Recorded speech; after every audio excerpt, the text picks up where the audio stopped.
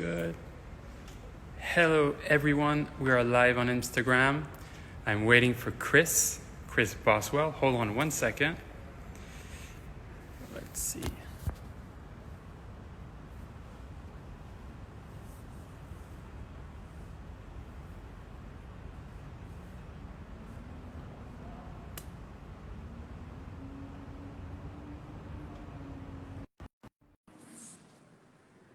Chris is going to be here. Oh, there's Yogev who's here from Tel Aviv. There he is. Hold on. How are you? I'm doing great. At least you got a haircut. Finally. You're looking good. After many months, my friend, many months. I feel like a new man. How's things with you? I'm doing great. So I'm actually right now at the Ritz-Carlton Residences in Miami Beach in the club room. I'll give you a little tour right after of a few of the amenities. Okay. But we're going to start a little conversation right now. I lost my earpods, man. Devastated. I took them with me. I was like, should I wear them? On old school. It's all good. It works. So well. how's the weather in Miami? First and foremost, The weather actually is really good. It's just hot. But I guess what I've seen is that the weather is hot a little bit everywhere around the world. Except here, my friend. Except here. Sorry. So you've had a good week, eventful week. So far, so good. I can't complain. I mean, we're only Tuesday, so it's still the start of the week. I had a very eventful week already. I've lost a couple of deals, and part of the game. It's becoming quite apparent that it's getting a little bit more difficult to get things across the line, and it's just a little bit frustrating because several months work and then it kind of falls apart for whatever reason. But I think that's just the kind of new norm for the short term, that things are going to be a little bit more difficult. I think especially deals, because you're working on big deals a little bit everywhere in the world, and it's hard. It's not easy to manage. The biggest problem I have, and I wanted to mention this as like one of the bullet points that I wanted to discuss, is there's a deal that I was working on in Germany, and it's kind of frustrating when you get people who, good deals, most deals can be spoiled by greed from certain brokers, and in this instance that I had, one of the individuals who was in the transaction was stood to make a substantial amount of commission, but decided not to kind of push forward with it on principle because he felt that he was entitled to more. Now, by all means, this guy was making a good commission, right? So the bit that he felt that he was kind of owed a little bit more, it wasn't down to my decision to pay him or not. It was another part of the deal, right? But he's decided not to push through with it, and so he ends up with nothing now. It's very, very strange that people walk away, especially in this market during this time.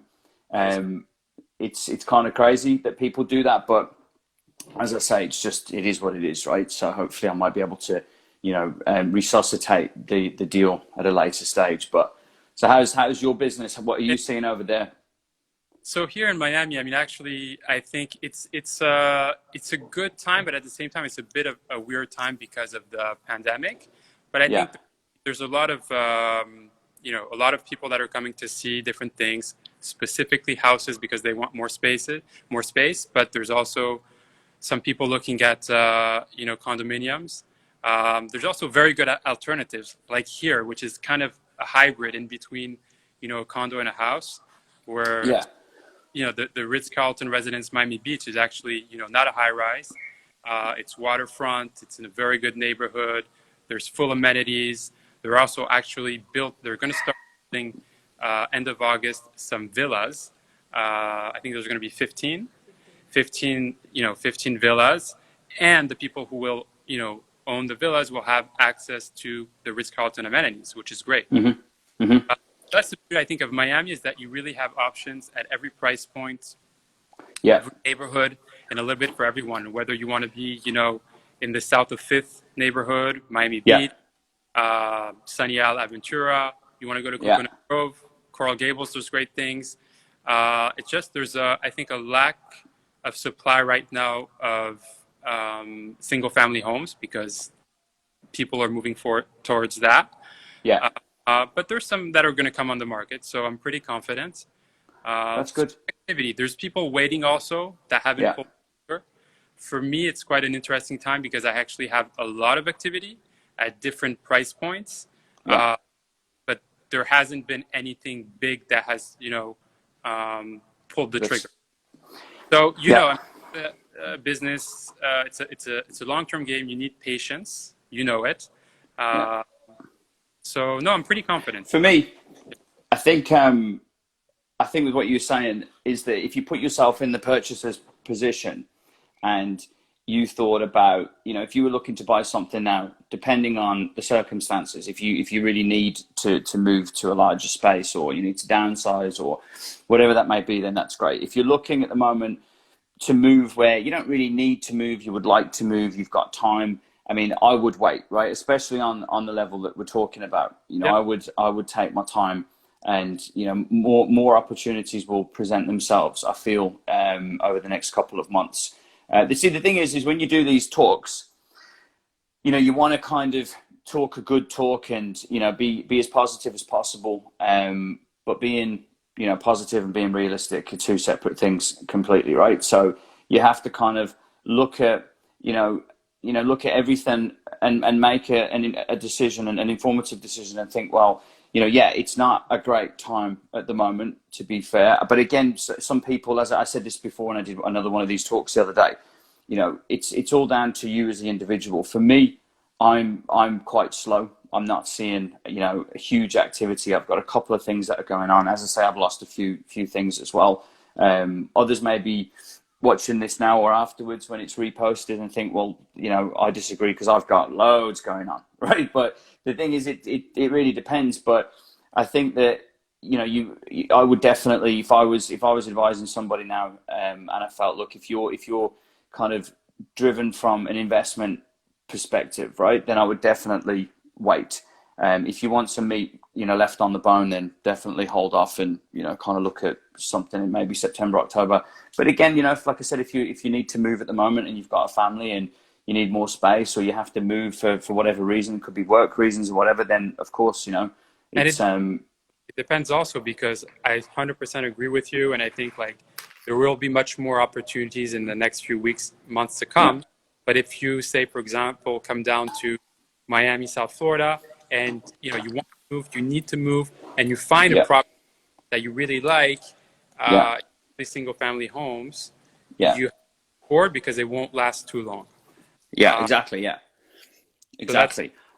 So I have great. The last time I was in Miami was December 2015 for Art Basel, and I was quite. I just wanted to mention this because you're there. The last time I was there before that was October 2009, and it's amazing because I was there just after after obviously 2008 crisis, and I saw the opportunities that were available. There was multiple small building blocks available on Ocean Drive, right? Where some of the most famous restaurants are. And they were available, and I was thinking, my goodness, what you could pick up now, and what will this be in 10 years if you were to buy it and hold out, right?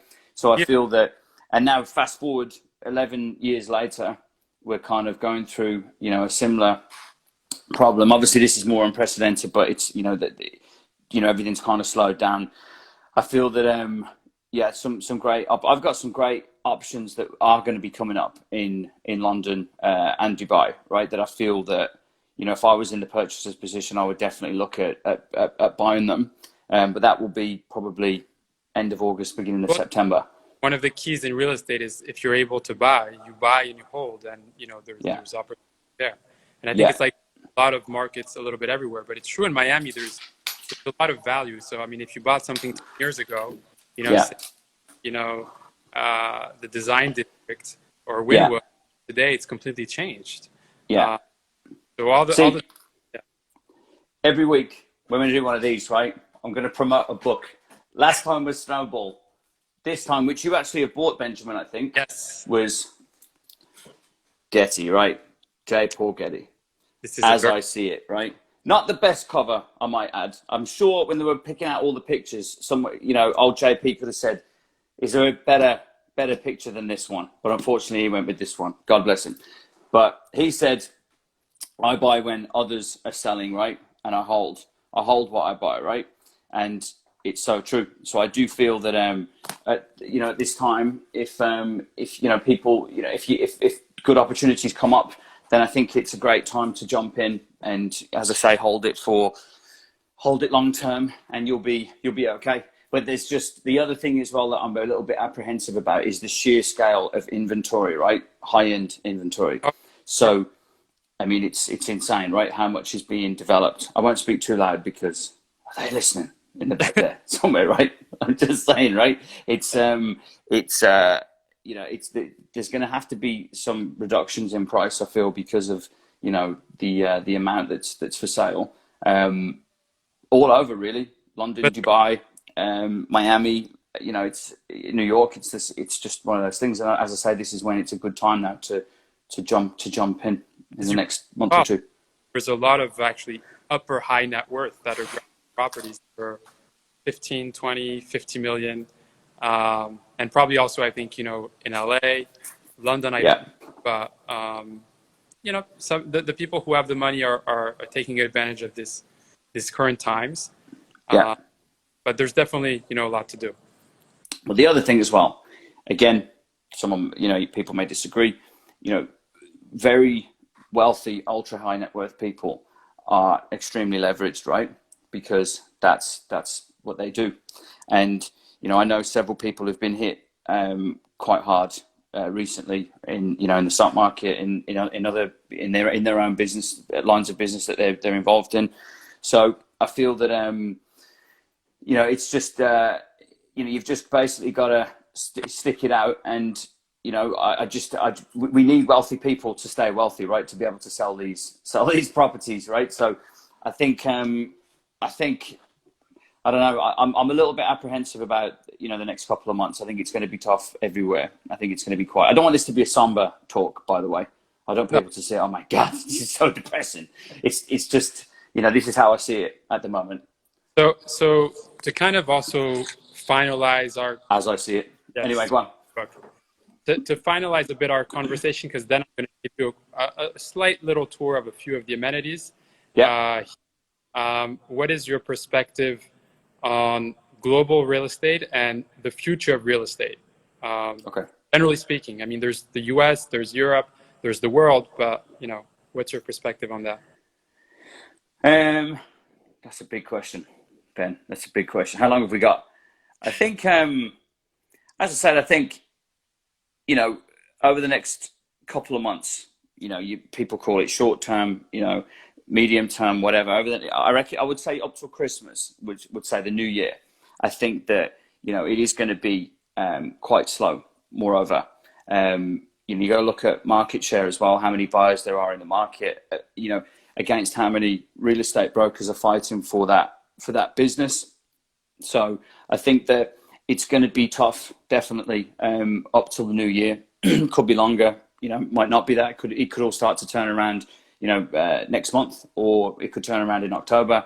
But I feel that, like anything, it's you don't want to sound cliche when you're doing these things, but the reason I do this is because I feel that real estate is the most tangible, safest investment in the world. Many people disagree. They feel that, the stock market offers obviously much better return. People have different investment mantras. I just love real estate. That's why I do it, and that's obviously likewise the same as why you do it. Yeah. So I feel that anything that you buy, if you're going to hold it, you can always rent it out. You can refinance it. You can live in it. There's so many different things that you can do. So I feel that it's going to be fine. Everything's going to be fine. Real estate market's going to be fine. All the real estate markets are going to bounce back eventually. But I don't feel I don't think it's going to be as bad as what people are saying. I've just been reading some articles this morning, and everything's doom and apocalyptic, and which is there's no news like bad news, right? So that's why they like to print this stuff. But I feel that if you source out a good investment now and you're looking to hold it, as I said, I think you'll be fine. There'll be no issue. If you're going to buy something now and you're going to try and turn it around in the next couple of months, then it's not going to happen, right? So it's how I was going to ask you as well. What are your what's it like with the lenders over where you are? Is it obviously more difficult now to get a mortgage? Is it not too bad? A little more difficult. Obviously here when you need a mortgage, in general you need 20% down. Yeah. Different ways you need to be creative. And by the way, I know there's Margot watching, so she's the legend, the mortgage. You got to follow Margot's TikTok. It's great. Best. It's a great TikTok. So yeah. Definitely, she should type it in now. What her username is. It's a lot of fun. Yeah, she'll. Your TikTok. We were talking about lenders a few weeks ago. We had a talk. She's now in Los Angeles, I think, at Mortgage Guru. Look, yeah, we're seeing the same. I've been trying to get finance for something because I'm looking to do a small residential development here in Scotland. I've had my eye on this kind of project. It's an old like barn conversion, similar to what the house that I own, but I was going to kind of split it up into individual units, and I've been trying to talk to the banks, obviously with finance, etc. And it's becoming a little bit more testing, a bit more difficult than it was before, naturally. But I feel we'll get there in the end. But no, I think in answer to your question, I think that everything's going to be fine. Whatever you buy, it'll make a recovery. At some point. So there's nothing really to worry about too much. Even to finalize, obviously, the lending, you have to be with the right mortgage lender. And, if that person is creative, they'll find a way, a lot of options. Yeah, so, I agree. So tell me more about this. So here I'm actually in the club room. Hold on, let me just turn around. So nice. Here we are. How beautiful is this? That's beautiful. So this is kind of like the lounge area. You have a little bar, which is pretty nice. Wow. It's actually very spacious. So you have very high ceilings. This is actually another lounge area. You have a very nice, library here. Yeah. Ping pong table, wooden ping pong table. And it's very nice because there's a lot of green all over. So I'm going to show you the other part, which is pretty nice. There's a lot of games here. So you have the pool table, which is pretty cool. Another little lounge area. There's also, let me show you the golf simulator. There you go. Wow. How cool is this? That's very cool. So yeah, it is a very nice, very nice amenities here. Let me just take my things because I'm going to show you. Hold on. I'm going to show you the art studio. Who is this beautiful lady here, Benjamin? This is Carol. This is my friend and colleague, Carol Cassis.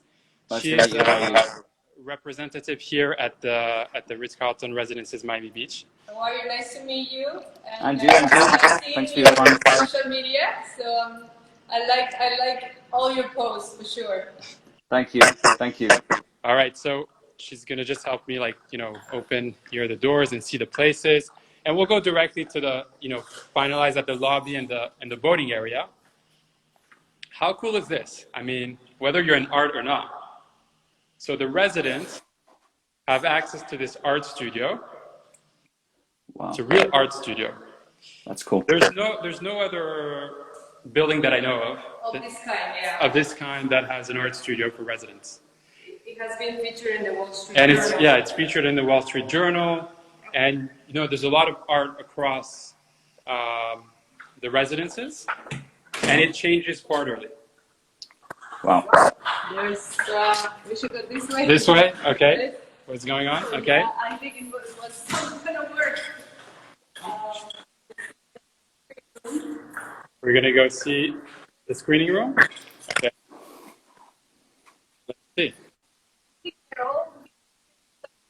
happening. But it's basically Something's happening. So. we do the party rooms, party with movie. Yeah. Should we go to the lobby, towards the lobby? Yeah. So you see That's there's very art cool. a little bit everywhere on the walls. Yeah. It's very beautiful. It's very beautiful, and You have a marina. there's a marina. So It shows the view. Yeah. Let's Hold go on. that.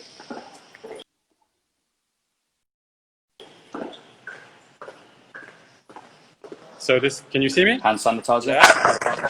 Good. So hold on. We're getting to the Fabricio. lobby. I have to put my mask. Hold on. So this is the lobby, which is beautiful. I love the stairwell. That's cool. The building is designed by Piero Lissoni, which you probably know. Yeah. Yeah. It's also really something. And here, there's a little nice breakfast area. Not a bad place to be. That's very beautiful. And to finalize, this is the marina, because after I'm going to jump on the boat, but we'll do a separate video, because or else it's going to drop. But this is like the outdoor area, Yeah. the waterfront. Like Fisher Island without the ferry. Yeah, Fisher Island without the ferry. So this is the area. Wow. And voila. That's really nice, man. That's beautiful. What a great building. Hold on. I'm back. That's really cool. So Chris, thank you so much for your time. It was a great conversation. I think the first of several. We'll do another one. Yeah, of course. No, it was good fun. Thanks for having me on, and have a great day. And that looks. Send me some more information about it when you can. I'm going to send you more information. There's still, a lot of homes available here, and the good thing here, just so you know, and even the audience knows, the apartments are very big. So there's a lot of space. It's 3,000, 4,000 square feet. There's different floor plans for everything, which is unique. And it's not a high rise, so there is. So it's only 8 to 9 floors. So basically, it's in between a single family and a condominium. Yeah. So nowadays, with the pandemic, this is luring a lot of type of clients coming from New York, Washington D.C., California. We have people from Europe, South America. So it's a great, very unique property in the middle of the heart of Miami Beach. Exactly. So you're close to everything. Yeah. So it's already finished. We have models, so people sometimes they don't have the time, right, to finish a property. So we have all that, and we take care of it, and the services of the Ritz-Carlton. Obviously, so people are related to Ritz-Carlton. I mean, anywhere you go in the world, whether it's in London or in Miami or anywhere else, it's Ritz-Carlton. So it stays, No hotel brand. component, very important. No hotel component. All the private residence, but you get all the services. So that's a great thing for someone wanted like a more private lifestyle. It's very private, So no, that's fantastic. No, definitely send something through, Ben, and I'll have a look at it. Sounds great. And guys, follow each other, Carol and Chris. I will. Connected. Thanks, everyone. See you. See you, Ben. Bye. Bye, Carol. See you. Bye. Bye. Bye. Bye.